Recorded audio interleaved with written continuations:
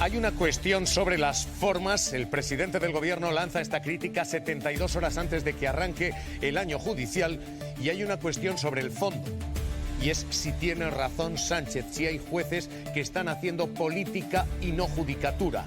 Y ese doble plano es el que ha de resolver un Consejo General del Poder Judicial hoy roto y al que aprieta manos limpias, porque las asociaciones ultras están pidiendo amparo a ese mismo Consejo, Pedro Gómez, para los jueces de las causas a las que ha señalado Sánchez.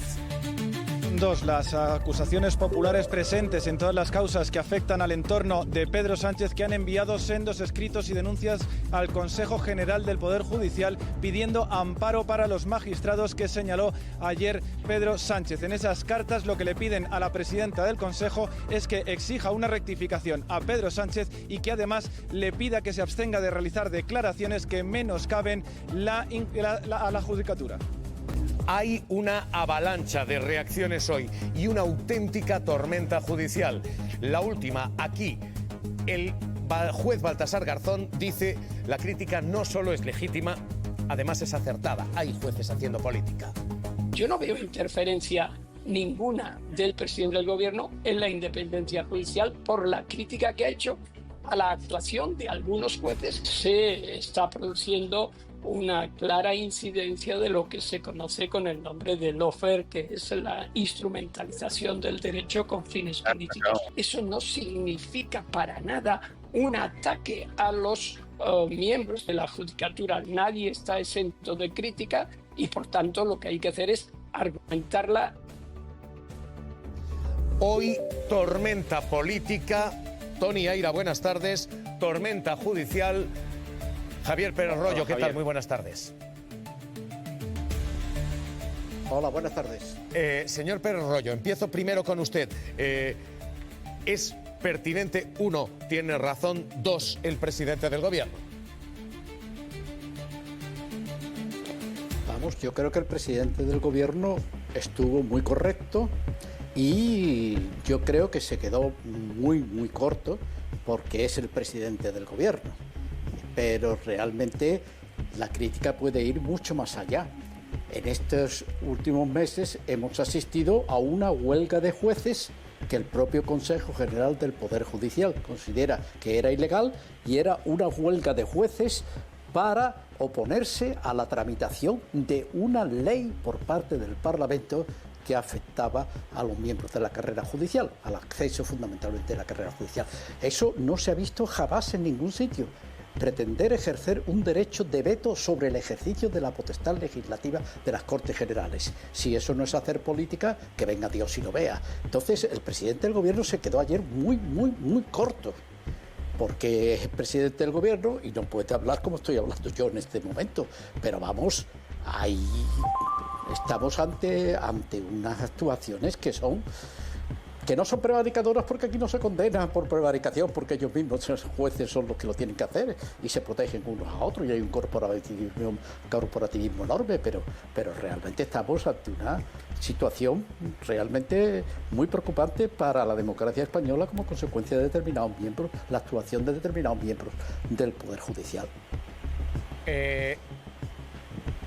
Magistrado, catedrático, ¿está usted diciendo que hay jueces, asociaciones de jueces, que esto es un problema de un caso, porque hasta ahora leíamos juez Peinado, o que hay una categoría de fondo aquí, que hay una operación política? Hay casos clamorosos, como a los que se hacía referencia el presidente del gobierno y al que ha hecho referencia antes José Antonio Martín Pallín en su intervención en este mismo programa, pero después hay casos en los que realmente es una acción colectiva de un número considerable de jueces que nada menos que decretan una huelga, que convocan una huelga para oponerse a la tramitación por el Congreso de los Diputados de una ley. Entonces eso sí que es una... No sé cómo se puede calificar. Es un delito de lesa constitucionalidad. Es la desviación mayor que puede producirse de unos jueces respecto de lo que es el ejercicio de la función jurisdiccional.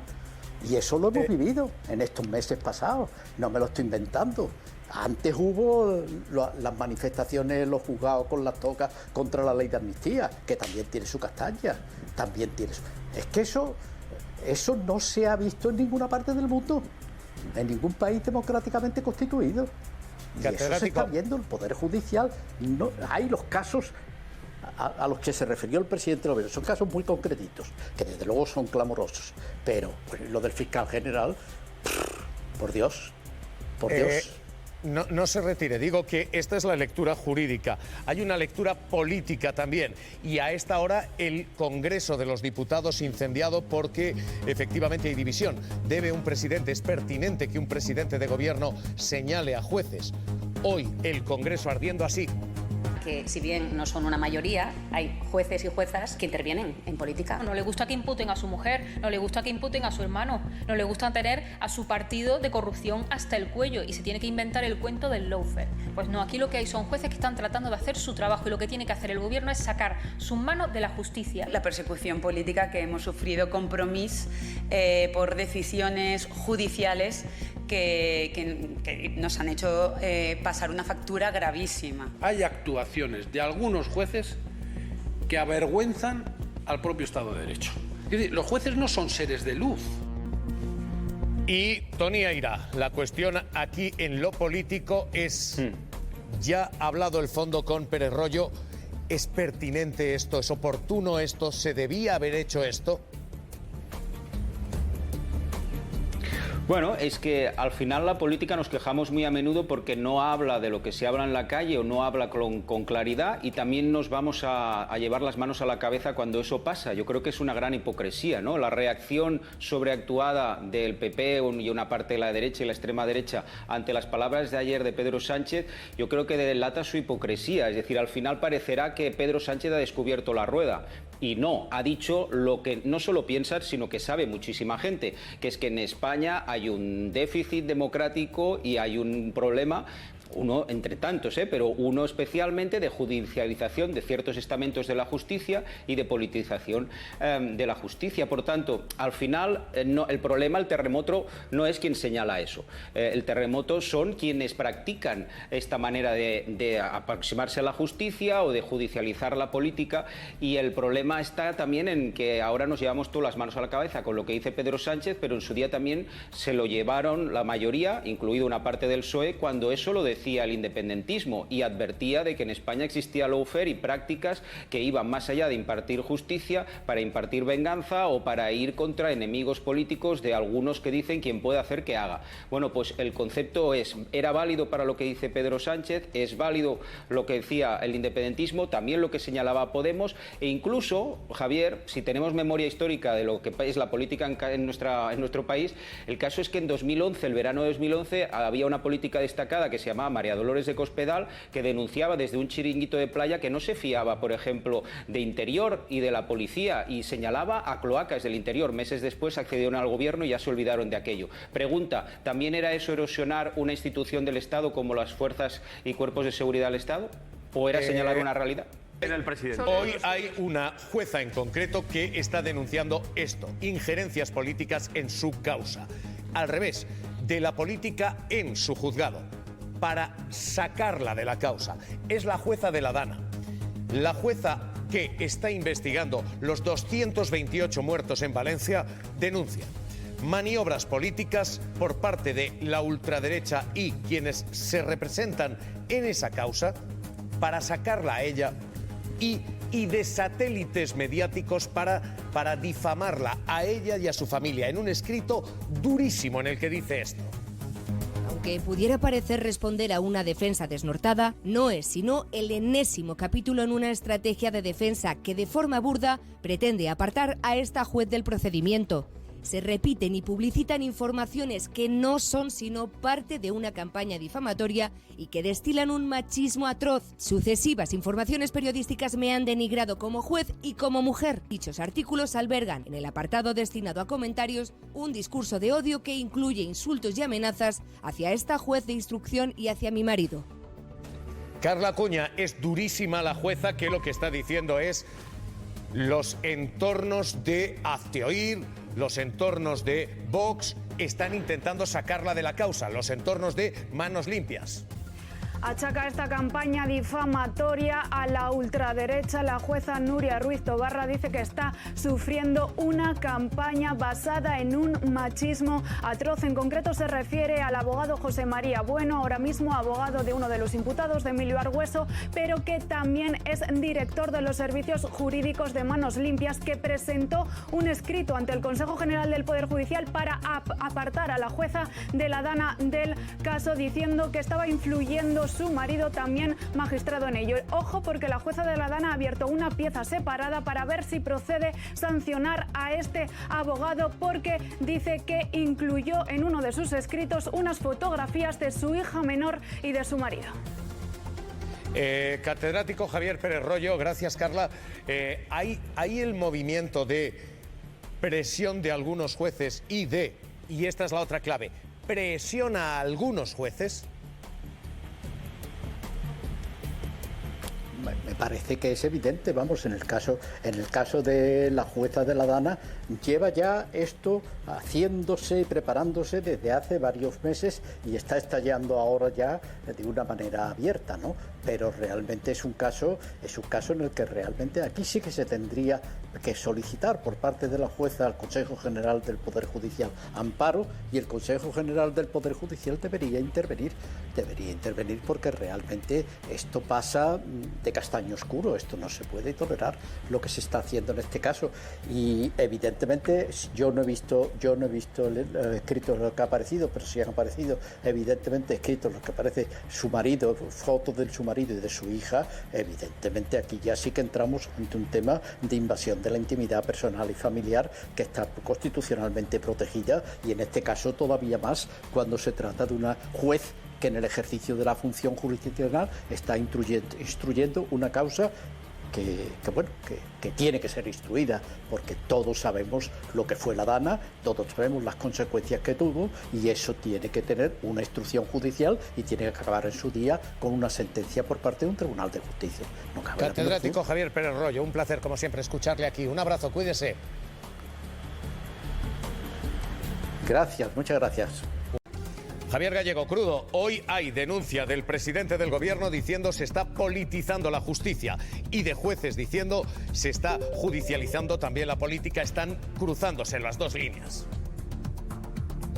Bueno, lo que es de traca es que los jueces se pongan a defender a un juez que ha recibido lecciones constantes por parte de sus superiores, pero no salgan en defensa en tropel cuando es una jueza que está haciendo una instrucción que no ha recibido ningún tipo de reprimenda, sino que todo lo contrario, está recibiendo elogios periodísticos incluso.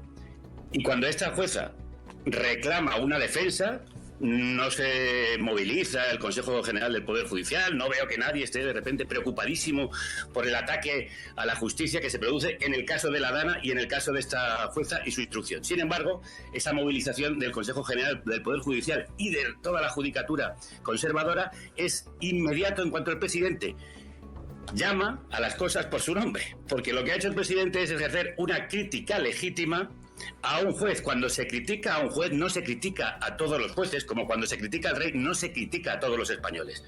Entonces, ha hecho una crítica matizada concretamente sobre su caso, y no veo a los jueces persiguiendo a este juez que lleva alargando una causa, como ha dicho la propia Audiencia Provincial de Madrid y la Fiscalía que le fiscaliza. Así que lo que yo me pregunto es por qué los jueces no se movilizan cuando un juez es atacado y hace una instrucción veraz, y sin embargo se movilizan contra alguien que está claramente saliéndose de sus funciones. Hoy no te retires, Crudo, porque seguimos hoy. Este es el primer terremoto que han provocado las palabras del presidente del gobierno en televisión española. Ha habido un segundo. Pedro Sánchez dice: incluso si no se aprueban los presupuestos, no caerá el gobierno. Incluso sin presupuestos se puede gobernar con presupuestos prorrogados, decía Sánchez. Vamos a presentar los presupuestos, vamos a pelear para aprobar esos presupuestos en las Cortes Generales. ¿Y si se los tumban? Seguiremos con los presupuestos que tenemos. La parálisis sería meter al país ahora mismo en un proceso electoral, 2 meses de campaña, y mientras tanto, perdiendo la gran oportunidad de transformar nuestro país con esos fondos europeos. Yo no voy a confundir lo que es el fin con un instrumento. Los instrumentos ahí están, los presupuestos generales del Estado, que por cierto, están funcionando. Cristina Cañedo, Moncloa, el Ejecutivo dice que lo importante es seguir manteniendo el crecimiento y sobre todo canalizar ayudas, y que eso se puede hacer incluso aunque los presupuestos no salgan adelante. Sí, por eso dice que sacar adelante o no esos presupuestos para el presidente del Gobierno no va a marcar ninguna línea roja, porque el fin es que la economía funcione, y la economía está funcionando. De hecho, este es el argumento que a esta hora está utilizando también la ministra de Hacienda, que está explicando cuáles son los detalles de ese texto que se ha aprobado en Consejo de Ministros, la condonación de la deuda para las comunidades autónomas. Dice Montero que es posible esta condonación porque la economía va bien, y dice también que es mentira que ese dinero que se van a ahorrar las comunidades autónomas no lo puedan utilizar en lo que quieran. Por eso serán las comunidades autónomas las que tengan que explicar si quieren beneficiarse de esta condonación o no, que dice que les va a dar más autonomía financiera y también política, y marca también la diferencia. Dice que desde que Pedro Sánchez está gobernando hay 300.000 millones de euros más en manos de las comunidades autónomas que con el gobierno de los populares. A esta hora muy pendientes de esas explicaciones que está dando la ministra de Hacienda de la condonación de deuda pública a las comunidades autónomas, que se acaba de aprobar aquí en Consejo de Ministros. Y esta es ahora mismo la cuestión abierta y la cuestión de fondo. Debe sostenerse un gobierno sin presupuestos. El líder de la oposición ha dicho: vamos a cambiar la Constitución para que si un gobierno no tiene presupuestos durante 2 años, sea obligatorio disolver las Cortes y convocar elecciones. Sánchez responde: estupendo. Caen ahora los gobiernos de Castilla y León, de Extremadura y de Aragón. Que cuando un gobierno acumule 2 prórrogas presupuestarias, automáticamente se disuelvan las Cortes y se convoquen elecciones. No sé si lo ha consultado con sus líderes territoriales, que tienen también ese mismo problema. En las Cortes Generales les voy a ofrecer ese acuerdo de unos nuevos presupuestos generales. Pero también les digo, si esos presupuestos generales del Estado la Cámara los tumba o considera que no son apropiados, eso no significa, 1, que el Gobierno no vaya a seguir manteniendo su hoja de ruta, que lo va a hacer, y 2, que podamos sacar políticas de esos presupuestos generales del Estado que estas sí gocen de una mayoría parlamentaria. Javier Gallego, crudo. Cae el gobierno, debe caer el gobierno si no hay presupuestos.